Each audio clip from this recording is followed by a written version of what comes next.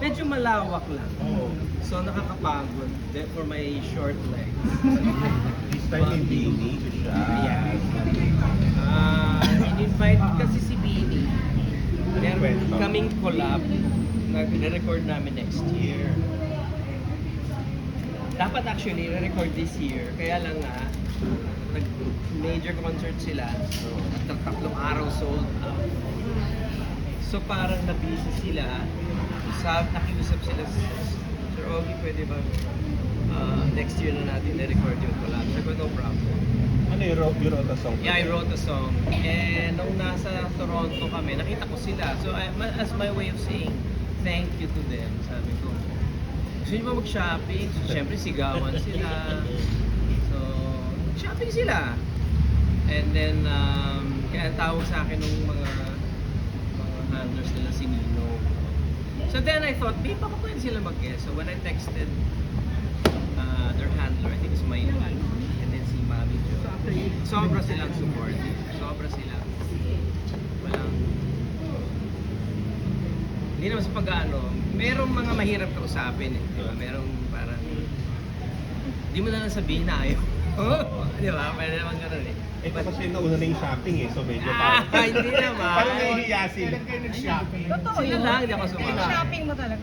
Binigyan mo ng pera. Short. Oh, shopping lang. Ay, bongga. Ano, shop all you can ba to? Oh? Eh, syempre. Wow. Galante si Nino. Tig $10. Kailan? Kailan yun? Anong meron sa Nung nag-ano kami, May ASAP. ASAP sa... Canada? No. We were in LA. LA. Okay. Kaya lang pupunta silang Toronto. May show sila sa Toronto. Kami na ako naman galing Toronto.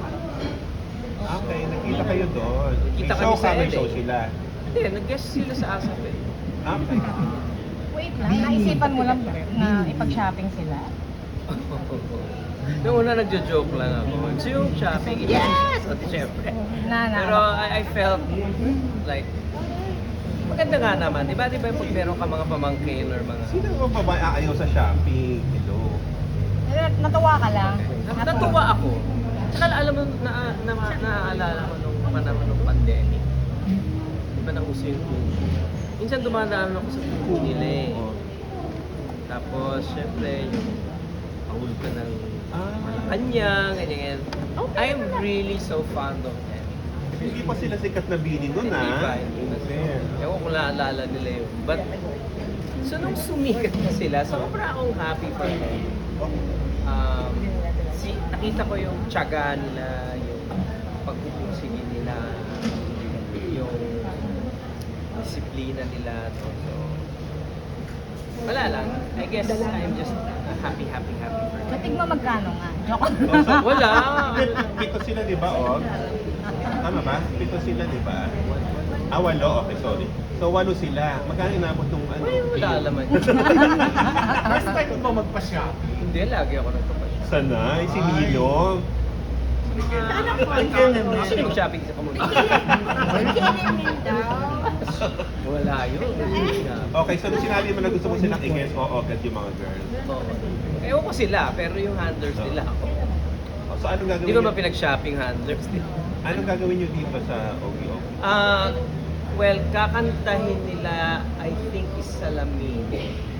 And then we will do dito sa puso ko together, reimagined version. And then I asked, sabi ko, sino bang pwedeng bumirit? So sabi ng handlers nila, si Maloy daw. So sabi ko, meron akong bagong version kasi ng hanggang ngayon. Wow! So yun, sabi, nagkita kami ni Maloy noon. Magpasika. Magpasikat, yeah. Sabi ko, uy, kita ka. Tulungan ako sa room. Sabi ko, wala problema. So, excited to hear it. And excited to perform with her. So, sino yung medyo favorite mo sa Beanie? Si Maloy? Hindi naman, gusto ko naman sila lahat. Pero feeling ko siya yung nakakausap ko lagi. Kasi naalala ko noon, taga alam mo, taga-Taal siya eh. Or Batangas. So, doon kami nagkakaintindihan. Nagbabatanggenyo siya sa akin, nagbabatanggenyo rin ako sa kanya. So, meron kaming gano'n. Wow! Tapos siya yung makakaduwet mo. Oo, nagkataon. Kilala mo sila lahat by name and face? Si Manoy lang. Hindi na makalata yung favorite mo. Huwag kang mag-alala, may memorize ko. Hindi ka kakanta ng Bini song, tapos meron ka rin Bini song, sila kakanta ng Ogie song. Ayoko naman hindi ko kaya yung choreo nito.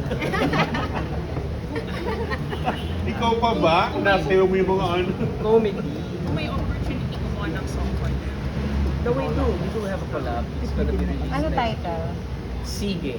Sige, galaw-galaw. Si Dan So song yan. upbeat. Ah, Ano? Upbeat. oo. Ba't ka tumatawa? Mellow lang. Mag-iimbento sana ako ng title. Ano, sige, galaw-galaw, chuk-chak-chek. Ang luma. Ano, sige, galaw-galaw. Ito lang bagong sumayaw-sumunod. Pero, Medj. pero yung mga old songs, pero known ka, Mas Rocky sa balas. No, ba? Oo naman. So many ways. May mga pa noon ng mga... Okay, hindi ko alam kung narinig mo na yung bagong version, parang bakit ngayon ka lang yung rock. Bakit ngayon? Cold flavors. So, medyo ewan ko, nagustuhan siya ng fans. So, kaya ginawa ko yung Reimagine EP, which I'm releasing this month. So, November 1 lalabas yung nandito ako. Kasi araw ng patay yung... Hindi maganda yun. Itong re-release ko yung buong EP. Andun yung nandito ako, may yo-yo, sumayaw sumanod, ikaw lang iba, bakit ngayon ka lang dito sa puso. Kami nakalimutan. Please don't go away. Yun, re-release this na. Reimagine live. Reimagine. Most of the year, I think the year has really been about AT with all of the shows we've been producing, diba? And since mid-year, nagsimula na itong mga concerts na pinaproduce mo. Ngayon, ikaw na ulit yung magpe-perform. May na-appreciate ka ba? May difference ba? Meron bang mas maganda ba? Which side is better? Mas madali mag-produce pag ako. Pag ikaw, Dahil? pag ikaw lang. Hindi, syempre wala na ako ibang Wala na, kausap. yeah. So, but I have to say, producing for Martin, for me, personally, was a wonderful journey. Kasi, sabi nga niya, parang walang gumagawa nun eh. But, ano ba yung pumasok sa isip ko nang ginawa ko yun? Wala lang, mahal ko lang si Martin. And I believe in him, and I think he deserves an Araneta concert. So, I'm happy. He was fantastic. It was a good crowd. Rave reviews. We wanted to have a repeat, but we just didn't. Wala nang time eh. My bad, hindi namin na-anticipate agad. And then, sikip na yung November din niya, and then December. And then itong Street Boys naman, wala lang. Parang, ang sarap pala maging producer. Nakakatakot. Kasi, syempre, i-invest ka sa mga productions na hindi mo naman, na hindi ikaw, di ba? Mas alam mo yung market mo, mas alam mo yun, di ba? Mas kakapain ka yung sino pa manonood dito. But I just trusted my instincts. I'm a fan of Steve Martin and I'm a fan of Street Boys. So I want to produce concerts that I want to watch. I want to produce concerts that yung may nostalgia. Now, having said that, of course, my favorite is doing my own concert. So from here on until next year, puro Ogie na tayo. So malaki ang kinita mo sa Martin concert. May, hindi ko alam kung malaki, pero i-release sa akin ni Kaka yung pera. Nakangiti naman siya. So siguro okay naman. Oo naman. Yeah. So number one requirement when you produce, kailangan fan ka. Siyempre, bakit yung mag-produce ng hindi mo alam, no? Another challenge is that ang mahal mag-produce ngayon. Yung mga materyales, yung just to come up with a stage. Payat ang 10 million. In one day, di ba? It's like pag iniisip mo, mahirap. So susugal ka dun sa instinctively you like to. Ang sponsors pati, marami kaming kalaban, maraming events, maraming foreign groups na dumadating, maraming mga products na pwede naman sila nang gumawa ng event, di ba? They can produce their own events. So, and then, syempre, very limited na ng pera ng sponsors. And it's at the end of the year, so nakalatag na yung pera nila for next year. So I'm learning those things na dapat pala yung magligaw ko sa sponsors mas maaga na for next year. In fact, this November, meron akong isa pang semi-trade launch gagawin namin with LVD. So, naliligaw ulit ako ng mga sponsor for next year. Pero Ogie, would you say major acts, ay yung foreign acts, major threat pa rin talaga sa inyo? I wouldn't say it's a threat kasi ako gusto ko rin manood. Ang dami rin ako gusto manood. Pero syempre, sa panlasa ng tao at syempre sa hilig ng tao, sa totoo lang, unahin mo yung foreign. Diba? Kasi kami, napapanood nyo dito, nakikita nyo kami sa TV. You're familiar, diba? Iba yung para kang bumili ng imported na gamit. And it's not a bad thing. It's not it's something that we have to hurdle. So it's just the challenge is on us. How do we then encourage the sponsors to say, you know what? Okay, let's go local. Let's go. Diba? Kasi syempre kami, produce kami, patingi-tingi lang. But if you're going to do it on constant basis, lagi kang may concert na ipinoproduce, then say, oh, okay. They're serious about what they're doing. Kailangan may ganun din. Makita ka ng mga brands na they're serious about it. Ogie, so far yung mga, parang thematic, ng A-Team, throwback, or naka-anchor ka sa nostalgia. Yun ba ang... Well, we hanggang did also, sorry to cut you, we did Lara and Gian also. Na, yun naman, that was in the movies, and then we did their theater, parang Broadway din. So, Medyo yeah. nostalgia pa rin. Oh, yeah, medyo. So, yun yung market natin. Mga tito-tita, itong 90s, kahit magkaila sila, tito-tito na rin sinabong, di ba? So, Yes. it's they're the paying crowd. They're, magkanong ticket? 8,000? Sigurista. 7,000? It's not cheap. Yeah, you have to kind of measure how many times you will multiply 8,000. Yes. Also, may collab ka with you. Yes. Di ba naisip ba ni song ka rin na gawin for SB19 na yung tama? Bago Bini sila naman yung na-keep-up.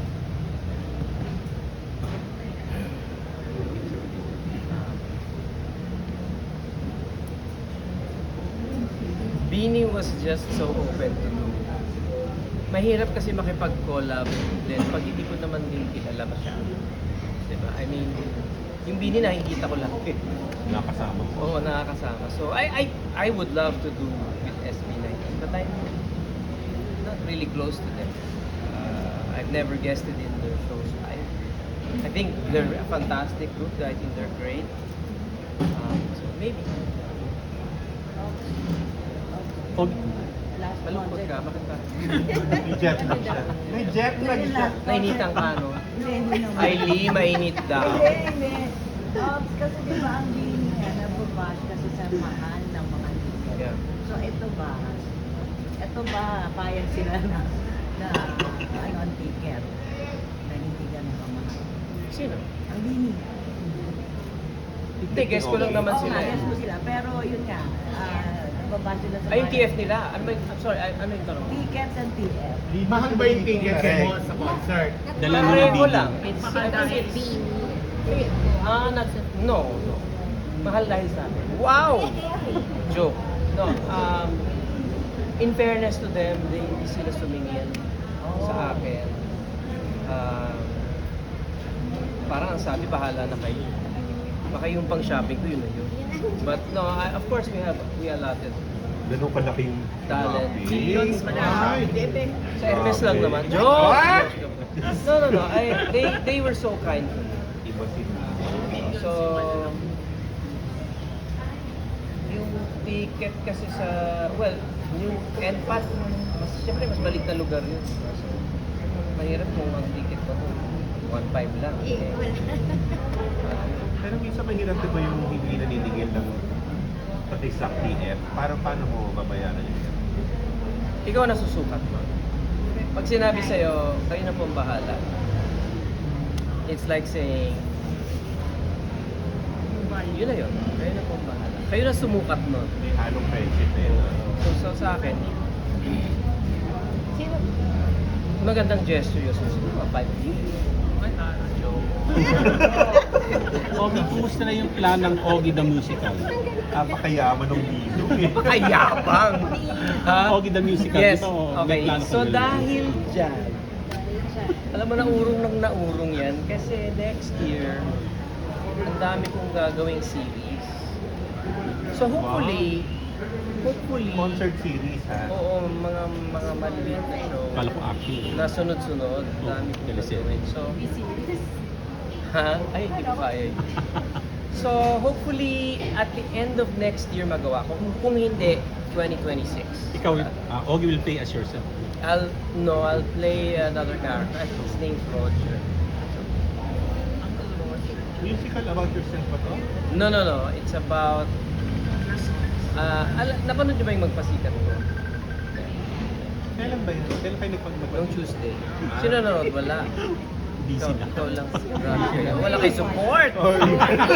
Sorry, Sa YouTube. Sa YouTube mamaya. Panoorin nyo na muna. So, pag napanood nyo yun, medyo mas maiintindihan Ah, so nyo. may pa-preview ka na doon? Hindi naman, but the gist of what I was explaining there is the character that I'm going to be doing in the music. So yung magpasikat yung concept mo. More or less. Teka. Hindi. Yung germ galing sa staff. Yung execution was Kim and myself. But yung part ko was me. Part ni Kim was her. Ah, okay. Yung part ni Lassie and MC was a... Malagay. Panoorin nyo.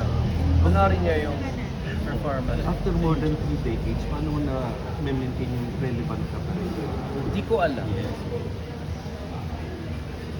I-expand. Feeling ko nilalagay lang ako sa lugar na kung saan pwede ako maging relevant. I mean, of course, there were periods in my career when ano nangyayari sa akin or susubok ako ng ganito pero wala eh, you know? So, I think I just kept trying and makukuha mo rin yun ulit eh. Kasi mahirap kasi makuha sa career yung second win or the third win or the fourth.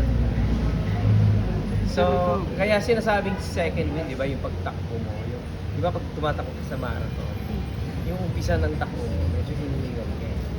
Hanggang sa parang, after about 10-15 minutes, para ka na lang Nag-glide. nag-glide, and that's what they call the second wind. At the same time, when you're sailing a boat, you have to catch that wind again. Hindi mo alam kung kailan dadating yung hangin. So, kailangan mo lang talagang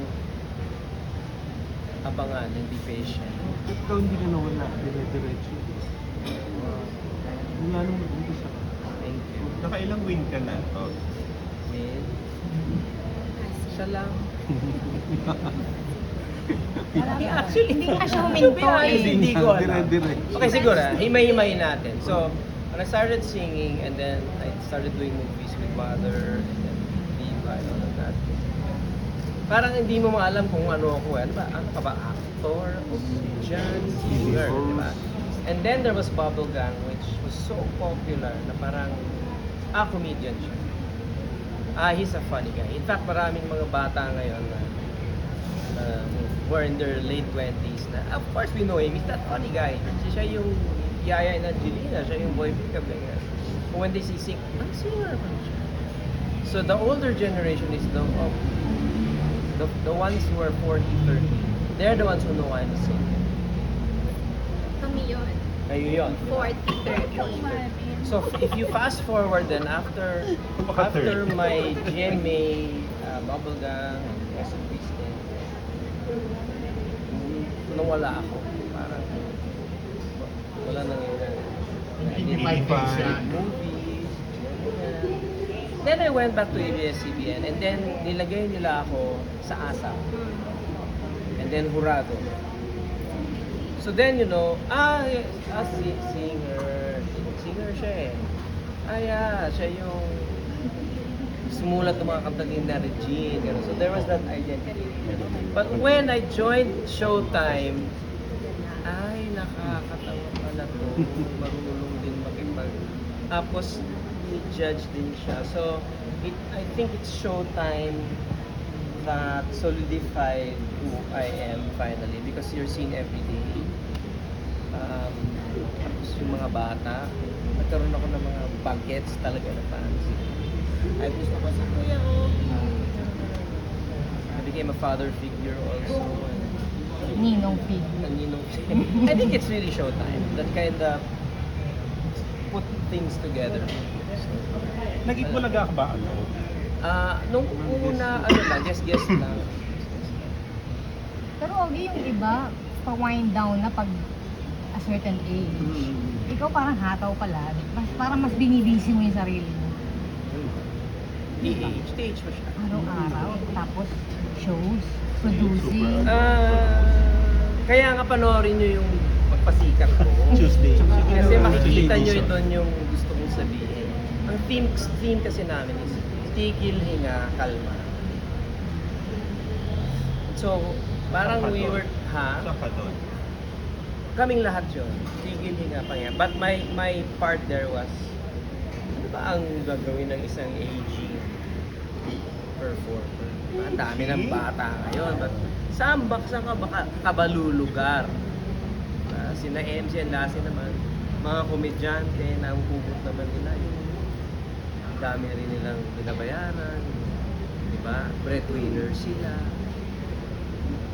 And they have to be funny all the time. Kasi Kim naman, yung parang yung example ng push, pero bash, parang why am I doing all of this? So, the answer was, you stop. Tigil mo na. Just review yourself and embrace what's more important. Which is family, diba? And of course, God. So, yun yung essence ng performance namin. So, to answer your question, I haven't stopped because I love what I do. Di man ako naging politiko, di man ako senatorial or congressman. Although I am president of OPM and as far as advocacy is concerned, hanggang dun lang ako.